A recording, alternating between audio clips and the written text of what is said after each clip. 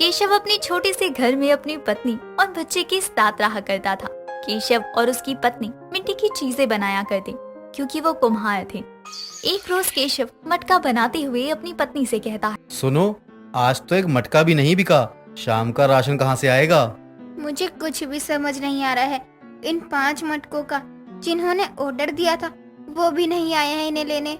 कहीं तुम उसकी बात तो नहीं कर रही हो? सामने दयाल की दुकान पर देखो, वो जो ग्राहक है वही तो कल हमें 5 मटकों का ऑर्डर देके गया था ना।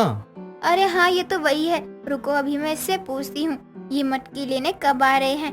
कहीं ये अभी ही ये मटके ले जाएं तो रात के खाने के लिए कुछ पैसे हो जाएंगे। रुको खुशी, मैं जाता हूँ। देखो, ये दयाल की दुकान से मटके ले रहा है। इतना कहकर केशव दयाल की दुकान पर जाता है, जो केशव का पड़ोसी सिर्फ नाम का था, बल्कि वो उससे बहुत जलता था और कभी कभी तो केशव के ग्राहकों को भी भड़का दिया करता। और आज भी दयाल ने ऐसा ही कुछ किया था। अरे भाई साहब, आप वही है ना जिन्होंने कल 5 मटके का ऑर्डर दिया था मुझे? हाँ तो क्या हुआ, कोई दिक्कत है क्या तुझे? अरे नहीं नहीं भाई साहब, कोई दिक्कत नहीं है मुझे। मैं तो आपको यहाँ देखकर ये पूछने चला आया कि आप वो 5 मटके कब लेके जाने वाले हैं। आपने मटकों को ले जाने का समय सुबह ही बताया था, तो वो तैयार रखे हैं। अब नहीं चाहिए मुझे, जिसको बेचना बेच ले। और हाँ, मुझे यहाँ पे ना 10 रुपए कम में मटके मिल गए तो मैं तेरे से क्यों लूंगा? जी, ये आप क्या कह रहे हैं? अगर आप उसे नहीं ले जाएंगे तो हमारी मेहनत और लागत दोनों बेकार हो जाएगी। तो क्या करूँ, तेरे लिए मैं मुजरा कर दूँ? हाँ बोल रहा, जहाँ मुझे फायदा मिलेगा मैं वहीं चलूंगा। तू चुपचाप से अपना काम कर। अब वो आदमी दयाल से मटके लेकर चला जाता है और केशव उदास हो जाता है और अपनी दुकान पर जाने लगता है। तभी दयाल केशव से कहता है, केशव, क्या हुआ, तेरा मटका बिका नहीं? चल कोई बात नहीं, तू मटके ना मुझे दे दे, 20 रुपए में ले लूंगा मैं तेरा मटका। तू मुझसे मेरे ग्राहक मेरा सब कुछ छीन सकता है, लेकिन तू मेरी किस्मत और मेरे गन्नू का आशीर्वाद मुझसे कभी नहीं छीन सकता है। किस्मत भी कहाँ है तेरे पास जो मैं छीन सकूं? हमेशा से दयाल केशव के साथ ऐसा ही करता था। अब केशव दुकान पर आने के बाद अपने कामों में लग जाता है और केशव की पत्नी खुशी केशव से कहती है, अरे वो चला गया क्या? अपने मटके लिए भी ना? क्या वो अपने मटके नहीं लेगा? नहीं, उसे दयाल ने अपने से 10 रुपए कम में मटके बेच दिए, तो वो वहीं से लेकर चला गया। इसे तो मैं किसी दिन छोड़ूंगी नहीं, तुम देख लेना। जाने दो भाग्यवान, चलो काम निपटा लेते हैं। आज तो घर जाकर खाना भी नसीब नहीं होगा। हम तो भूखे भी रह जाएंगे, लेकिन बच्चों को तो भूख लगी होगी। मुझे कुछ भी समझ नहीं आ रहा है कि हम क्या करें। कोई नहीं, अब वो भी हमारे साथ भूखे रह लेंगे। अब केशव और खुशी घर आते हैं तो वो देखते हैं कि उनके दोनों ही बच्चे खाना खा रहे हैं। अरे चिंटू, कोमल, तुम दोनों ये पूरी और हलवा कहाँ से लाए हो? अरे माँ, एक अंकल आए थे, उन्होंने हमें दे दिया है। बेटा, ऐसे किसी से भी कुछ भी नहीं लेते हैं। मैंने तुम दोनों को कितनी बार समझाया है। पापा, उन्होंने कहा था कि ना मैं आपके पापा को जानता हूँ। और हाँ पापा, मैं आपसे ना ऐसा नहीं करूँगा। भगवान की दया है बस, जरूर भगवान ने हमारी सुन ली है। लेकिन खुशी, कौन कैसा हो, किसी ने बच्चों को कुछ दिया और इन्होंने ले भी लिया और उसे खाने भी लगे। अच्छा, अभी तो इसे हम खा ही लेते हैं। अभी आपने बच्चों को तो समझा ही दिया है ना, वो समझ भी गई। माँ तो गन्नू का आशीर्वाद भी नहीं समझती है। पापा, आप तो बुद्धू हो, वो गन्नू ही थे। गणेश जी, हे प्रभु, तेरी लीला को कोई नहीं समझ पाया। जो हो रहा है वो भी अच्छा है और जो होगा वो भी अच्छा होगा। केशव और खुशी उस खाने को गन्नू का आशीर्वाद समझकर खा लेते हैं। लेकिन जब वो अगले रोज दुकान पर पहुंचते हैं तो देखते हैं कि उनकी झोपड़ी सी दुकान का ताला टूटा हुआ है। मटके, मिट्टी के हाथी घोड़े सभी इधर उधर बिखरे हुए हैं। हे प्रभु, ये सब किसने किया? किसे हमारी मेहनत पर तरस नहीं आया? ये सब जरूर दयाल ने ही किया है। देखो कैसे हंस रहा है दुकान पर बैठा हुआ। आज मैं इसे छोड़ूंगा नहीं, आज तो मैं इसकी जान ही ले लूंगा। अबे ये क्या कर रहा है तू? छोड़ मुझे, मैंने कुछ नहीं किया है, छोड़। आज तो मैं तेरी जान ही ले लूंगा। तू ही है जो मेरे इस दुकान से जलता है। केशव दयाल को मारने लगता है, लेकिन वहाँ मौजूद लोग दयाल और केशव को छुड़वाते हैं। अब केशव अपनी दुकान पर टूटे फूटे हुए मटके और मिट्टी की चीजों को साफ करता है और उदास बैठा था। ये जिस किसी ने भी किया है उसके साथ बुरा होगा। बस आप ऐसे हाथ पर हाथ रखकर मत बैठिए, मुझे गणपति बप्पा पर पूरा भरोसा है, वो कुछ तो अच्छा ही करेंगे हमारे साथ। अब कितना विश्वास रखूं मैं ऊपर वाले पर? मुझे विश्वास नहीं हो रहा है कि ऊपर वाला मेरे साथ है। मैं तो कह रही हूँ कि हम क्यों ना गणेश जी की मूर्ति बनाएं और उसे बेचें। सामने देख रही हो, हम सोच रहे हैं और वो करके बैठा है। अरे वो तो अपने लिए कर रहा है, हम अपने लिए करेंगे। वैसे भी आप जानते हैं वो सस्ती मिट्टी की चीजें बनाता है, इसलिए सस्ती बेचता भी है।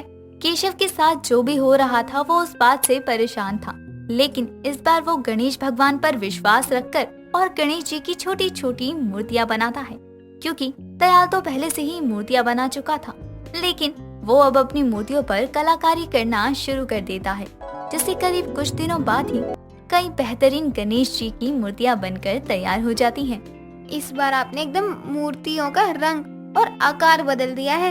ये तो है, लेकिन देखना तो ये होगा कि कौन किस पर भारी पड़ता है, क्योंकि मैं तो पूरे विश्वास के साथ कह सकता हूँ कि इस बार मेरी एक भी मूर्ति नहीं बचने वाली है गन्नू जी की।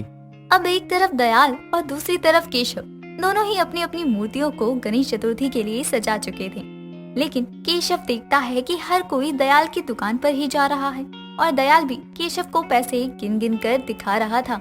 अरे आओ आओ, मूर्तियाँ लेके जाओ। अरे सबसे सुंदर, सबसे टिकाऊ और सबसे सस्ती। अरे आओ आओ। अब तो मुझे भी लग रहा है कि भगवान जी भी हमारे साथ नहीं है। सुबह से एक ही ग्राहक आया है बस। चलो चलते हैं, कल सुबह भी दुकान पर आना है, रात भी बहुत हो चुकी है। उदास मन से केशव और खुशी घर पहुंचते हैं, खाना पीना खाकर सो जाते हैं। अब अगली सुबह के साथ दोनों पति पत्नी दुकान पर पहुंचते हैं। चलो खुशी, जल्दी दुकान पर बैठना होगा ताकि जो भी लोग सुबह जल्दी आएं वो हमसे ही मूर्ति लेकर जाएं। क्या बात है, देखो दयाल की दुकान पर कितनी भीड़ है। मैंने तो आपको कहा था ना कि सुबह ही हम दुकान खोलेंगे। अच्छा चलो अभी खोल लेते हैं, वैसे भी बिकना तो कुछ नहीं है। अब केशव और खुशी जैसे ही दुकान खोल रहे होते हैं, वैसे ही किसी के रोने की आवाज सुनाई देती है। तुम भी वही सुन पा रही हो जो मैं सुन रहा हूँ, लेकिन आखिर यहाँ रो कौन रहा है? मुझे क्या पता कौन रो रहा है, मुझे थोड़े ही कोई सपना आने वाला है। अरे ये तो दयाल है, लेकिन इसे हुआ क्या है? चलो आओ देखते हैं। हे दयाल, क्या हुआ? तू रो क्यों रहा है? कोई तेरा पैसा वैसा लेकर भाग गया क्या? नहीं नहीं केशव भाई, नहीं, मैं तो बर्बाद हो गया, लूट गया यार। देखना भाई, मेरी बनाई मूर्तियाँ कैसे मिट्टी में मिल गई। मैं तो लूट गया। तेरी मूर्तियाँ मिट्टी में मिल गई? मतलब क्या है तेरा? मुझे कुछ समझ में नहीं आ रहा। अरे देखना केशव भाई, जिन मिट्टी से मैंने मूर्तियाँ बनाई थी वो फिर से मिट्टी बन गई। हे भगवान, किसने किया, क्यों किया, कैसे हुआ, मुझे कुछ समझ में नहीं आ रहा। बस ये पता है मैं लूट गया, बर्बाद हो गया। ये तो बड़ी अजीब बात है, एक मूर्ति का मिट्टी में मिल जाना। ना बोलता हुआ केशव अपनी दुकान पर आ जाता है और अपनी पत्नी को सब कुछ बताता है। अरे ये तो सच में बहुत हैरानी वाली बात है, एक बनी हुई मूर्ति का मिट्टी बन जाना। जरूर ये सब गन्नू जी ने किया है, क्योंकि इसी ने तो हमारी मेहनत की बनाई हुई मिट्टी के बर्तन और मटकों को तोड़ा था। आज इसे भी सबक मिल गया। अब जब गणेश जी ने केशव को उसकी मेहनत का फल दे ही दिया था, तो अब केशव की सारी बनाई हुई मूर्तियाँ अच्छे और महंगे दामों में बिक जाती हैं, जिससे केशव और उसकी पत्नी बहुत खुश होते हैं और खुद भी धूमधाम से गणेश चतुर्थी मनाते हैं। राखी बहुत ही छोटे कपड़े पहनकर बाजार जा रही होती है। तभी उसकी दादी शीला राखी को टोकते हुए बोलती है, ये कपड़े पहन कहाँ जात है, जिसमें शरीर तो ढक नहीं रहा है, बल्कि ऐसा लगत है कि अपने शरीर की नुमाइश करने जात है। अभी क्या भी जा और कपड़े बदल कर आ। अम्मा जी, मैं कुछ बोलना नहीं चाहती हूँ आपको, इसलिए आप अपना मुंह बंद रखो। अगर आपको इज्जत चाहिए तो तमीज में रहो, वरना दिक्कत हो सकती है आपको। तू अगर आज के जमाने की लड़की है ना, तो हमारा भी नाम शीला है, शीला। अरे लोगन के कपड़े उतारना और लोगन को कपड़े पहनाना, ये हमसे ज्यादा अच्छे से कौनो नहीं कर सकत। अम्मा जी, आप मेरी दादी हो और इसी बात का लिहाज कर रही हूँ मैं। हटो रास्ते से, मुझे जाना है। राखी अपनी दादी को साइड हटाकर बाजार जा ही रही थी कि तभी शीला राखी के बाल पकड़कर उसे अंदर की ओर खींचती है और उसके बालों में बहुत ज्यादा सरसों का तेल भर देती है। ये देखकर राखी गुस्से में अपनी दादी पर चिल्लाती हुई कहती है। अम्मा जी ये क्या किया? मैंने इतनी मेहनत से हेयर ड्रायर से अपने बाल सुखाकर कर्ल किए थे और आपने ये सड़ा सा बदबूदार तेल मेरे सर में भर दिया। जिसे तू सड़ा सा तेल बोलत है ना, भूल मत उसी तेल से हमार घर में खाना बनत है।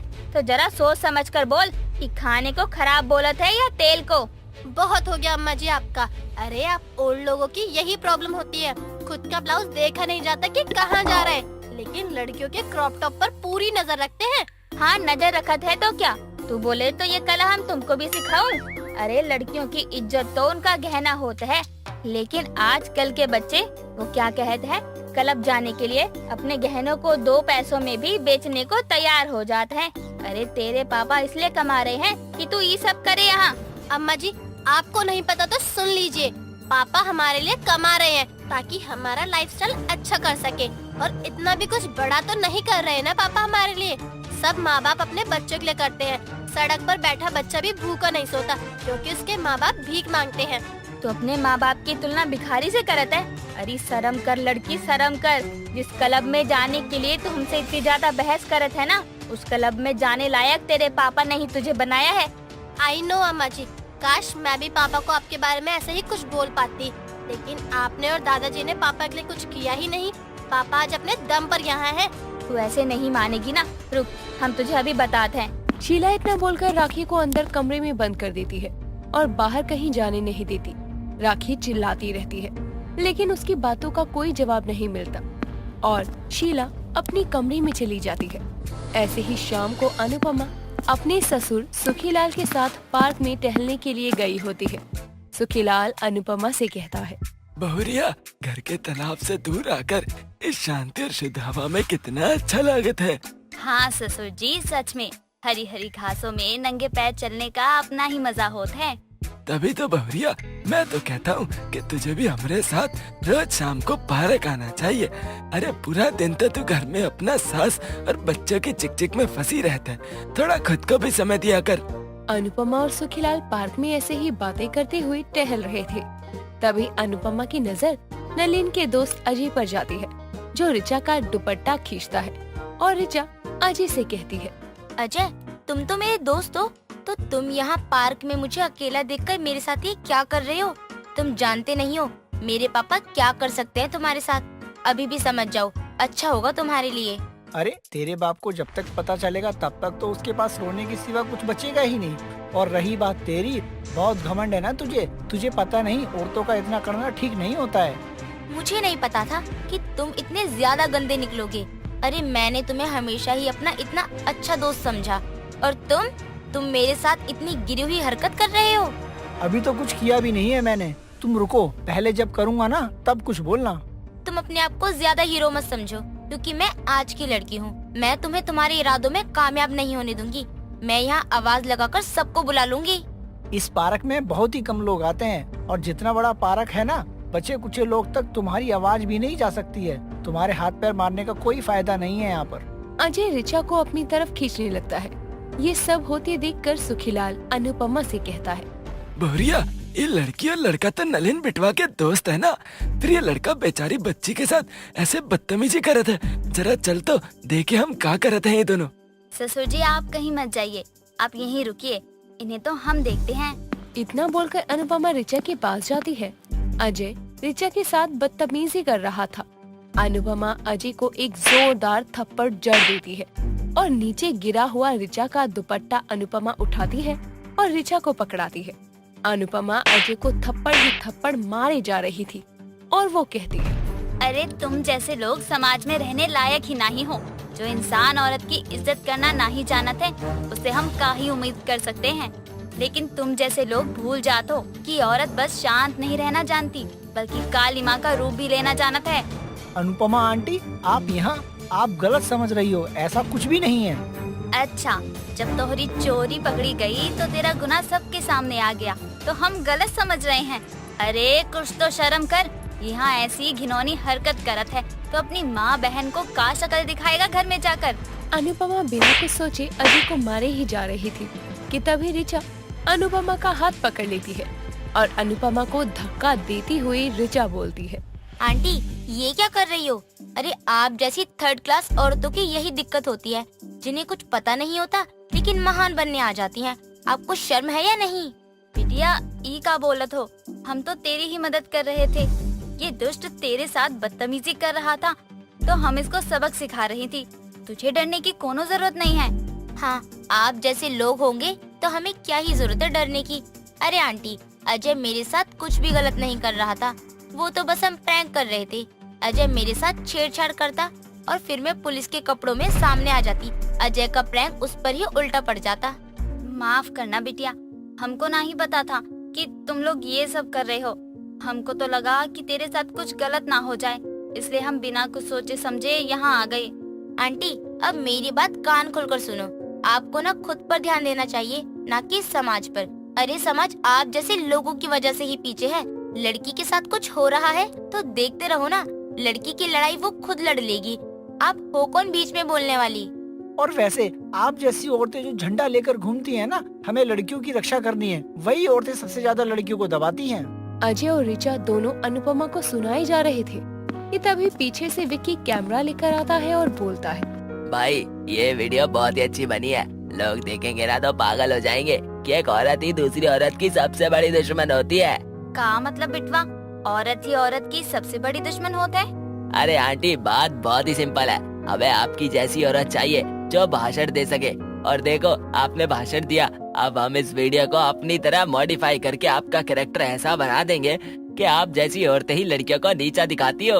ओ सॉरी अजय विक्की, तुम दोनों को ये लग रहा होगा कि मैंने ये वीडियो बनाई है और इसमें गलती से अनुपमा आंटी आई हैं, लेकिन ऐसा कुछ नहीं था। आई नहीं है बल्कि मैं लेकर आई हूँ। बहुत महान बनने का शौक था ना अनुपमा आंटी आपको?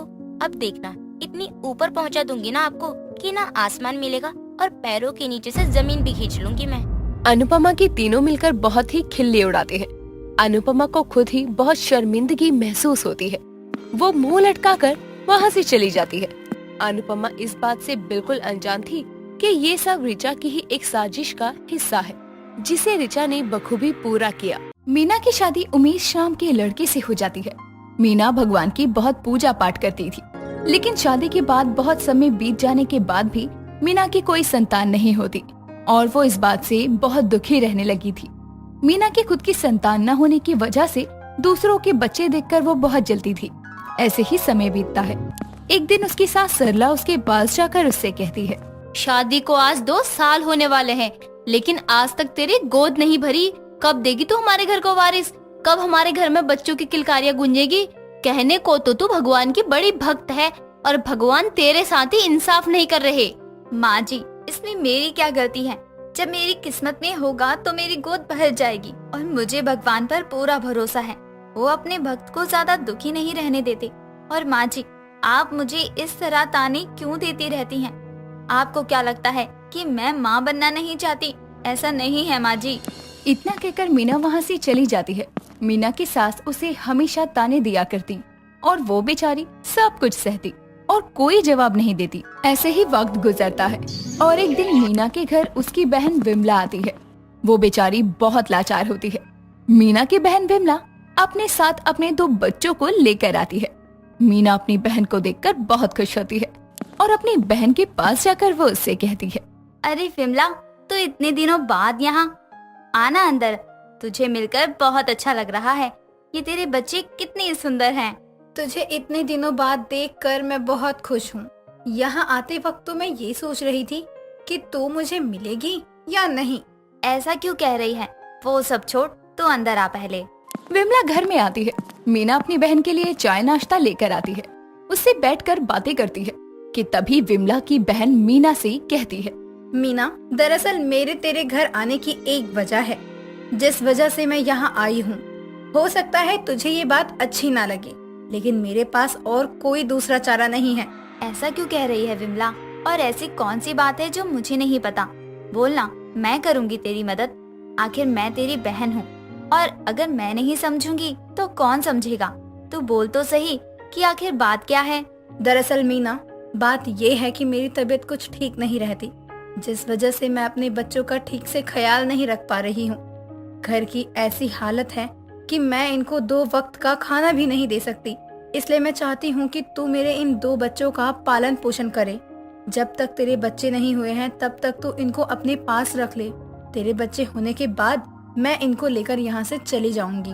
इस तरह तुझे भी सुख मिल जाएगा और इन्हें भी मेरी कमी महसूस नहीं होगी।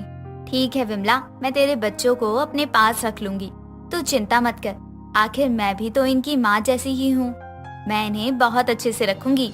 विमला अपने बच्चों को वहाँ छोड़कर चली जाती है, लेकिन विमला के जाने के बाद मीना अपना असली रूप दिखाती है और विमला के बच्चों को अपने घर का नौकर बना लेती है और उन दोनों बच्चों से बहुत काम करवाती है। सारा दिन काम करके जब दोनों बच्चे बैठकर एक टाइम का खाना खा रहे थे, तभी वहाँ मीना की सास सरला आ जाती है और बच्चों के आगे से उनके खाने की थाली को खींचते हुए मीना से कहती है, तेरे औरत के खुद के तो बच्चे हो नहीं रहे, दूसरों के बच्चों को यहाँ लाकर राशन खत्म कर रही है। तू तो वैसे ही बोझ है इस घर पर और इन बच्चों का बोझ अलग से बढ़ा दिया तूने। माँ जी, तो मैंने कौन सा इन्हें बुलाकर अपने घर का मालिक बना दिया। मालिक तो देखना मेरे बच्चे होंगे इस घर के।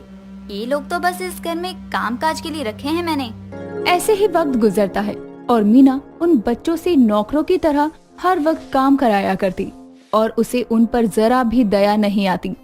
एक रोज विमला की बेटी घर के बाहर बैठकर बर्तन धो रही थी। तभी वहाँ से कमला गुजर रही थी और ये सब देखकर कमला को उस बच्ची पर बहुत दया आती है और उससे रहा नहीं जाता। तो वो मीना के घर में घुसती है और मीना के पास जाकर उससे सवाल करते हुए कहती है, मीना, तेरे अंदर जरा भी शर्म नहीं है। तेरी बहन अपने बच्चे तुझ पर भरोसा करके छोड़ के गई है और तू उनके साथ ये सलूक कर रही है, नौकर बनाकर रखा हुआ है। भगवान ने तेरे साथ सही इंसाफ किया हुआ है। तुझे कोई संतान नहीं दे रखी। पहले बच्चों की कदर करना सीख तू। इतना कहकर कमला वहाँ से चली जाती है, लेकिन मीना को उसकी बात से जरा भी फर्क नहीं पड़ता और वो अपनी हरकतों से बाज नहीं आती। ऐसे ही समय बीतता है। वो पूजा कर रही थी और भगवान के पास खड़ी होकर उनसे कहती है, हे भगवान, मैं तेरी इतनी पूजा पाठ करती हूँ, इतनी सेवा करती हूँ, इतने प्रकार के भोग लगाती हूँ, लेकिन फिर भी आप मेरी मनोकामना पूरी नहीं कर रहे हो। आप कब करोगे मेरा इंसाफ? कब बनूंगी आखिर मैं माँ? ऐसे ही वक्त गुजरता है और एक दिन बच्चे घर का काम कर रहे थे कि तभी विमला की बेटी रानी देखती है कि नीचे के हॉल में बिजली पॉइंट पर करंट आ रहा है और वो ये बात अपनी मौसी मीना को बताने ही वाली थी कि तब तक में मीना वहाँ आकर उस बिजली पॉइंट को छूने जा रही थी और ये सब रानी देख लेती है। वो अपनी मौसी को बिजली के पॉइंट से धक्का दे देती है। मीना दूर जाकर गिरती है। रानी अपनी मौसी मीना के पास जाकर उससे कहती है, मीना माँ जी, उस बिजली के पॉइंट में ना करंट है। अगर आप उसको छूटी ना तो आपकी जान भी जा सकती थी। मीना रानी को गले से लगा लेती है। अब मीना को अपनी गलतियों का एहसास हो जाता है कि कैसे वो इन मासूम बच्चों के जान की दुश्मन बन गई थी। उसी ने आज उसकी जान बचाई। ऐसे ही समय बीतता है। मीना अब दोनों बच्चों को बहुत प्यार करती, उनके साथ हंसती खेलती, अच्छा खाना बनाकर खिलाती। मीना को अब उन बच्चों से लगाव हो जाता है। लेकिन जैसे ही मीना को अपनी गलतियों का एहसास होता है, विमला उसके घर आकर अपने बच्चों को लेकर चली जाती है। ये सब देखकर मीना भगवान के पास जाकर उनसे कहती है, हे भगवान, ये कैसा इंसाफ है तेरा?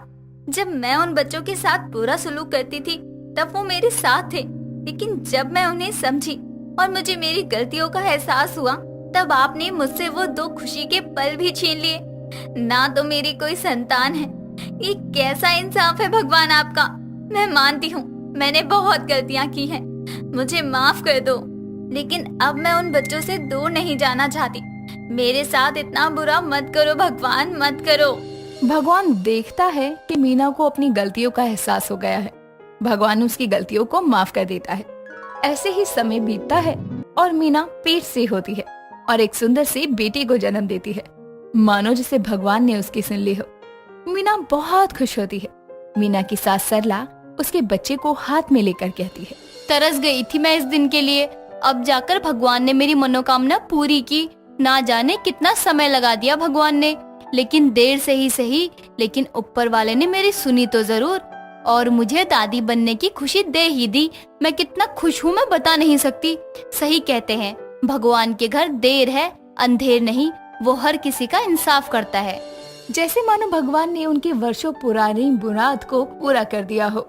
लेकिन मीना भी अब माँ बन ही गई थी।